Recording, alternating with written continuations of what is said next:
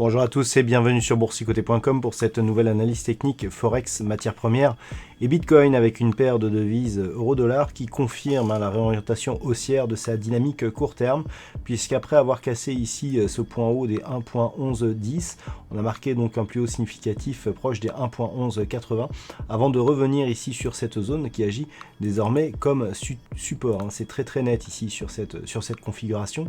On voit que malgré ici le fait d'un signal de fin de dynamique très court terme, on vient ici au contact de la bande de Bollinger inférieure et on revient ici sur la moyenne mobile 20 exponentielle, que les cours ont bien validé ici cette zone comme support. Donc même si on avait une consolidation un peu plus prononcée, on est repassé ici dans un flux haussier dont le prochain objectif se situe ici sur la zone des 1.1220.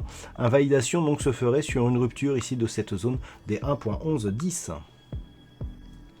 Et puis sur le câble, donc la période de vie GBP-USD ne parvient pas à rester ici au-delà des 1.1260. On est redescendu ici dans une petite phase de rupture de la dynamique. Vous voyez que hier je vous indiquais qu'on était toujours ici au-dessus de la moyenne mobile 20 exponentielle ici qui agissait en tant que support.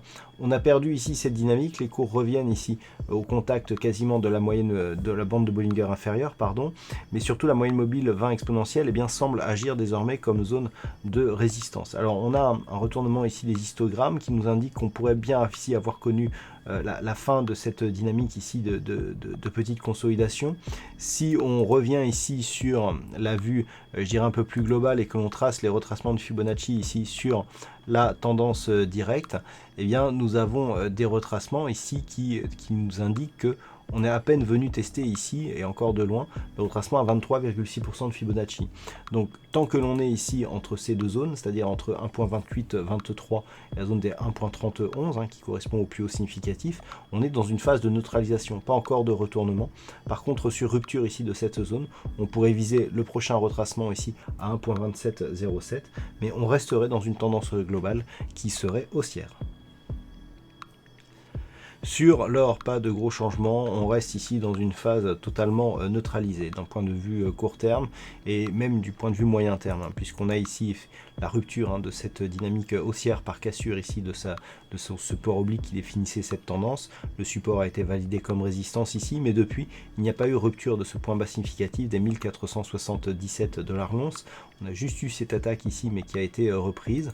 Donc ce niveau ici est utilisé, reste support, et on a neutralisé totalement. Alors d'un point de vue un peu plus moyen terme, on a eu une dynamique haussière, mais qui se stabilise actuellement, et donc nous sommes dans une zone d'attente sur le métal jaune. Une rupture ici des 1477 pourrait valider une possible poursuite donc de ce mouvement de consolidation dont le premier signal ici a été la rupture du support oblique et de la zone des 1477, mais dans l'attente on parle plus ici de neutralisation des prix de l'or tant sur le court que sur le moyen terme. Et nous avons une configuration sensiblement équivalente ici sur le WTI, puisque sur cette vue, sur ce graphique, on voit que les cours continuent à évoluer ici autour des 53,50 $ le baril. Donc on est dans un range entre 55 et 51 depuis, depuis le début du mois d'octobre.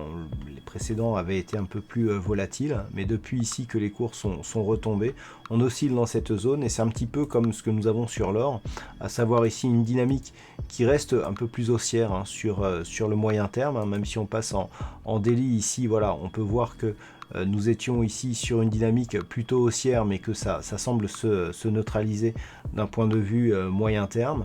Mais même là, au niveau moyen terme, on voit ici qu'on n'est plus sur une dynamique haussière, mais vraiment dans une phase d'attente. Donc on a ici un range moyen terme entre 66,50 et 51. D'un point de vue un peu plus court terme, on pourrait rabaisser ici la zone de point haut ici sur ces niveaux juste au-dessus des 60, mais c'est vraiment neutralisé tant sur le court que sur le moyen terme avec aucun mouvement directionnel actuellement.